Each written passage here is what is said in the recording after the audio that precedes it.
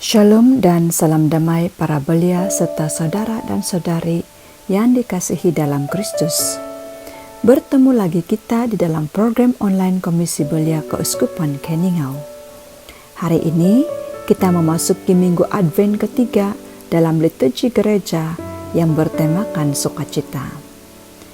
Pada 8 Desember yang lalu, kita telah merayakan Pesta Santa Perawan Maria di Kandung Tanpa Noda, yang merupakan salah satu perayaan penting dalam gereja kita. Ianya penting karena melalui dogma inilah maka kita dapat memahami bagaimana Santa Perawan Maria dipilih oleh Tuhan untuk melahirkan juru selamat kita, Yesus Kristus. Oleh itu, di dalam program online Komisi Belia pada minggu ini, kita akan memahami apakah makna pesta Santa Perawan Maria di Kandung Tanpa Noda ini berdasarkan dogma, dasar tradisi suci oleh para bapa gereja, serta dasar ajaran kitab suci. Dogma bermaksud suatu sistem rasmi prinsip atau doktrin agama yang merujuk kepada keputusan yang dikuatkuasakan oleh pihak yang berkenaan.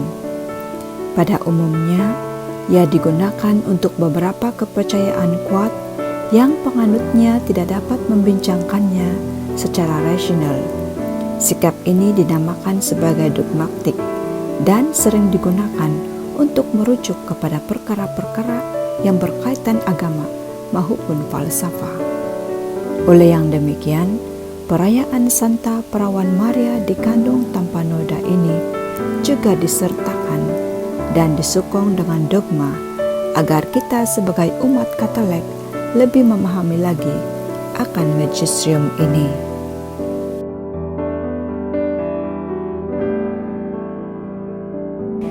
Pada tanggal 8 Desember 1854, Bapa Suci Pius ke-9 telah mengumumkan dogma Perawan Maria di Kandung Tanpa Noda yang menyatakan bahwa Bunda Maria dikandung tanpa noda dosa asal.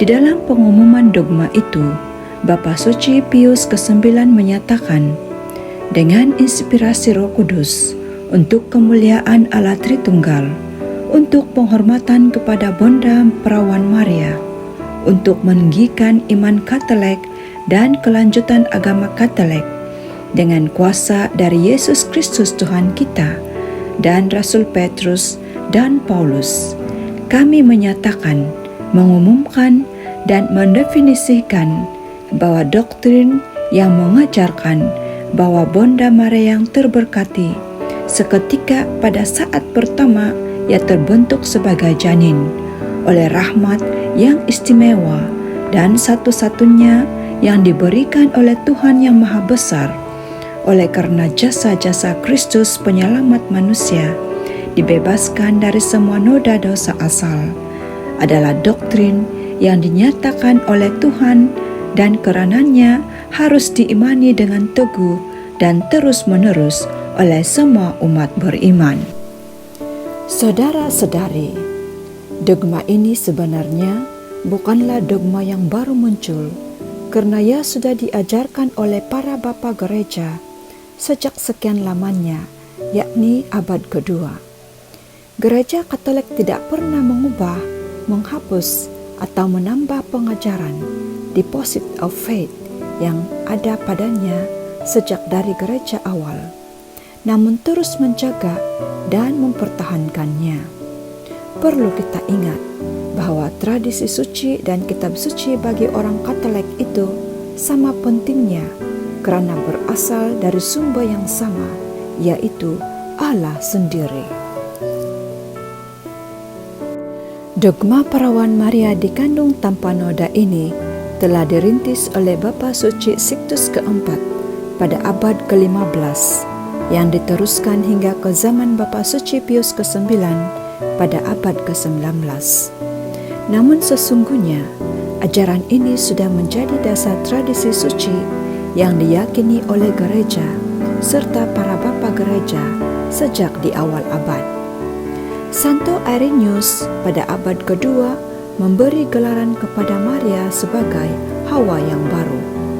Ia menyatakan seluruh umat manusia berada dalam kuasa maut melalui perbuatan seorang perawan, yaitu Hawa. Maka seluruh umat manusia juga diselamatkan melalui seorang perawan, yaitu Maria, Hawa yang baru. Dan karenanya ketidaktaatan seorang perawan diimbangi oleh ketaatan seorang perawan yang lain. Origen dari Alexandria pada abad ketiga menyatakan bahwa bonda perawan kepada putra tunggal Allah ini disebut sebagai Maria, yang layak bagi Tuhan, yang tidak bernoda dari yang tidak bernoda, hanya satu-satunya. Santo Efraim pada abad keempat menyatakan, sungguh engkau Tuhan, dan bondamu adalah hanya satu-satunya yang sempurna dalam segala hal. Sebab Tuhan tidak ada noda di dalammu, dan juga tidak ada noda apapun di dalam bondamu.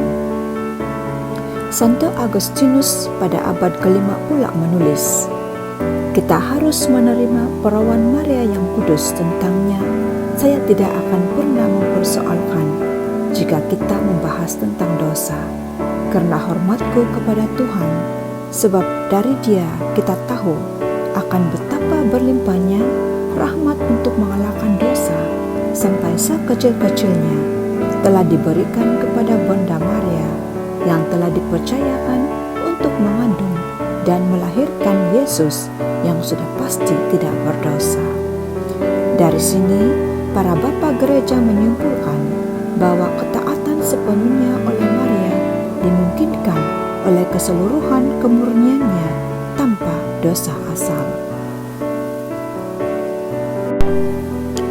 Setelah 4 tahun pengajaran yang diberikan oleh Paus Pius ke-9 tentang dogma ini, Bonda Maria menampakkan dirinya di Lourdes, Prancis pada tahun 1858 kepada seorang gadis desa yang berumur 14 tahun bernama Bernadette Soubirous sebanyak 18 kali. Pada penampakan kali yang ke-16, Bonda Maria menyatakan dirinya sebagai perawan yang dikandung tanpa noda di Immaculate Conception. Kepada Bernadette pada waktu itu tidak memahami makna Immaculate Conception. Pernyataan dari Bonda Maria ini telah mengesahkan dan membuktikan kebenaran ajaran Bapa Suci Pius ke-9. Dasar utama Bonda Maria dikandung tanpa noda ini mempunyai hubungan dengan peranan istimewanya sebagai Ibu Tuhan Yesus. Sungguh pun rencana penyelamatan itu terbuka untuk semua orang, seperti yang terdapat dalam Injil Yohanes bab 3 ayat 16. Namun Tuhan hanya memilih satu orang untuk menjadi ibunya, yaitu perawan Maria. Kita tahu bahwa Allah adalah kudus, sempurna, dan tidak ada dosa di dalamnya. Maka sangat layak bahwa ketika memutuskan untuk dilahirkan di dunia, Yesus terlebih dahulu menguduskan seseorang yang akan melahirkannya. Mungkin hal ini tidak terbayangkan oleh kita, karena kita sebagai manusia biasa tidak dapat melakukannya. Bahkan kita tidak boleh memilih ibu kita sendiri, apalagi membuat mereka kudus dan sempurna sebelum kita lahir. Namun Allah Bapa yang Maha Kuasa boleh melakukannya, dan itulah yang dilakukannya karena Ia adalah Allah yang kudus. Saudara-saudari, melalui kitab suci kita dapat menemukan dasar kebesaran Tuhan Allah terhadap Bonda Maria. Pertama, dikatakan di dalam kitab suci bahwa Yesus sebagai imam besar pengantara kita kepada Bapa adalah seorang yang kudus, tanpa salah, tanpa noda, yang terpisah dari orang-orang berdosa dan lebih tinggi daripada tingkat-tingkat surgawi.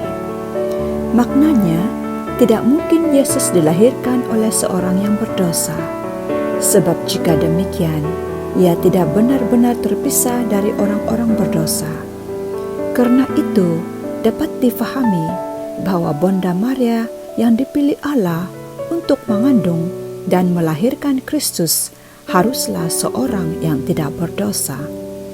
Pemahaman ini juga telah menjelaskan mengapa Santa Ana, yaitu ibu kepada Santa Perawan Maria, tidak disebut sebagai tanpa noda seperti Bonda Maria, karena ia tidak melahirkan Kristus.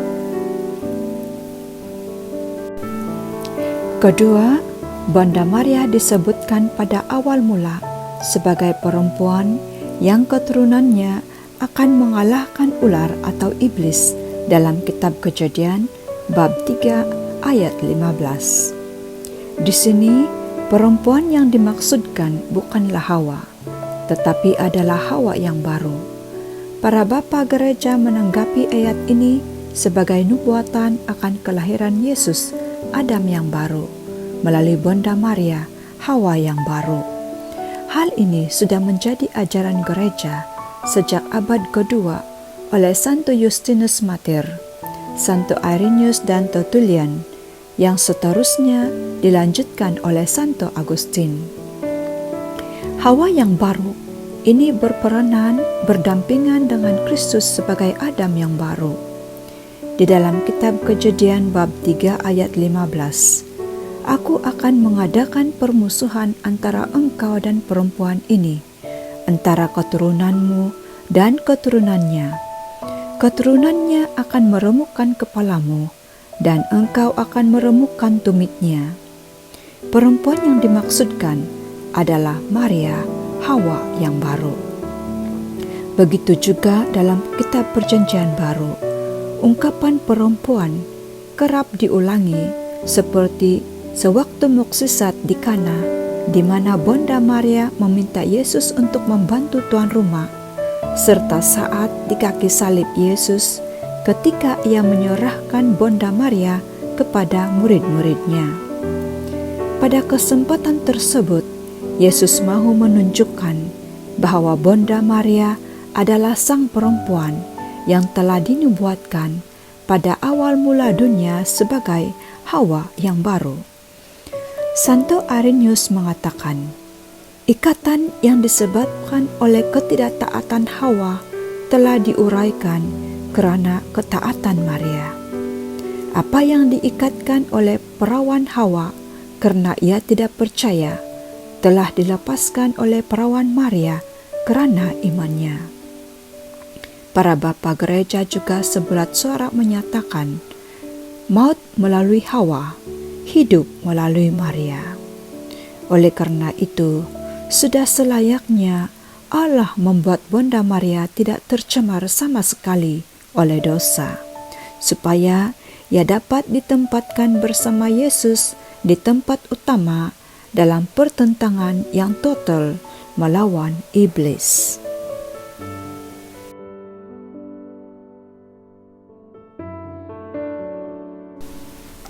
Ketiga, Bonda Maria sebagai tabut perjanjian yang baru. Dalam kitab Perjanjian Lama, yaitu dalam kitab Keluaran bab 25 hingga 31, kita dapat melihat betapa terperincinya Allah sewaktu ia memerintahkan Nabi Musa untuk mendirikan kemah suci dan tabut perjanjian dari segi ukuran, bentuk, bahan, warna, pakaian imam, hingga senimannya, semua ditunjukkan oleh Tuhan. Hanya Imam Harun yang boleh masuk tempat Maha Kudus itu, dan ia harus disucikan sebelum mempersembahkan korban di kemah suci. Jika ia dalam keadaan berdosa, maka ia akan mati pada saat ia menjalankan tugas di kemah itu. Hal ini menunjukkan bagaimana Allah sangat mementingkan kekudusan tabut suci itu, yang di dalamnya diletakkan roti mana dan 2 loh batu 10 perintah Allah serta tongkat Imam Harun. Betapa lebih teristimewanya perhatian Allah pada kekudusan Bonda Maria, sang tabut perjanjian baru, karena di dalamnya terkandung putranya sendiri, yaitu roti yang memberikan hidup, sabda yang menjadi manusia, Imam Agung yang tertinggi. Syarat kekudusan Bonda Maria sebagai tabut perjanjian baru pastilah jauh lebih tinggi daripada kekudusan tabut perjanjian lama yang tercatat dalam kitab Keluaran itu. Bonda Maria harus kudus dan tidak mungkin berdosa, karena Allah sendiri masuk dan tinggal di dalam rahimnya, yang juga digelar tabernakel pertama. Itulah sebabnya mengapa Bonda Maria dibebaskan dari noda dosa asal oleh Allah. Keempat, Bonda Maria disebut penuh rahmat sewaktu menerima kabar gembira. Pada saat malaikat Gabriel memberitakan kabar gembira, ia menyapa Maria dengan sapaan, "Salam, hai engkau yang dikaruniai, Tuhan menyertai engkau."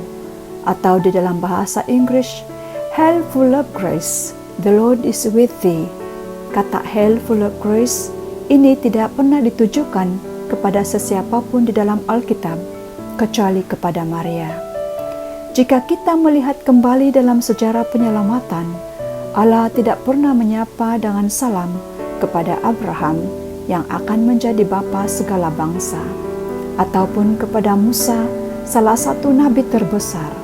Tetapi kepada Maria, Allah bukan sahaja hanya memberi salam, tetapi juga memenuhinya dengan rahmat yang adalah lawan dari dosa.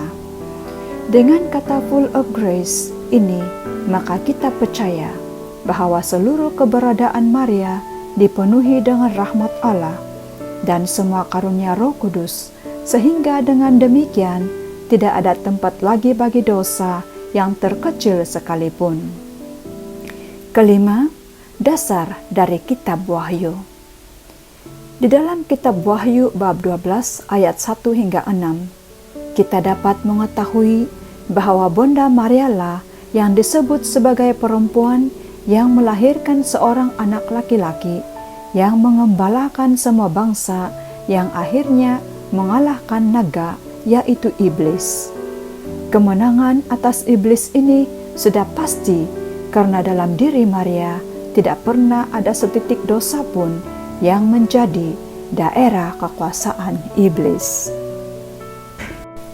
Saudara dan saudari, sebagai kesimpulannya, dogma Santa Perawan Maria dikandung tanpa noda adalah pengajaran yang berdasarkan atas kebijaksanaan Allah yang tak terselami, yang membebaskan Bonda Maria dari dosa asal, sebab ia telah dipilih Allah sejak semula untuk menjadi ibu putranya, Yesus Kristus.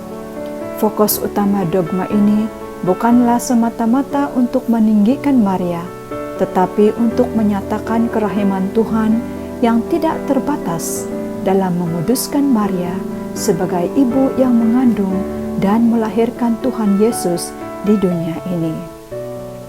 Pengajaran yang telah berakar lama dalam gereja ini mengajak kita untuk melihat Bonda Maria sebagai teladan kekudusan, agar kita pun dapat berjuang hidup kudus setiap hari dengan mengandalkan rahmat Tuhan. Seperti Maria, gereja juga dikatakan sebagai tidak bernoda. Rasul Paulus telah menyatakan bahwa Kristus akan menempatkan gereja di hadapannya dengan cemerlang, tanpa cacat atau kekurangan, supaya gerejanya kudus dan tidak bercela. Oleh itu, kita sebagai anggota gereja diajak untuk melihat Bonda Maria sebagai teladan kita, dan kita harus berjuang mengalahkan bujukan iblis setiap hari dengan mengandalkan kekuatan Roh Kudus. Santa Perawan Maria yang dikandung tanpa noda, doakanlah kami.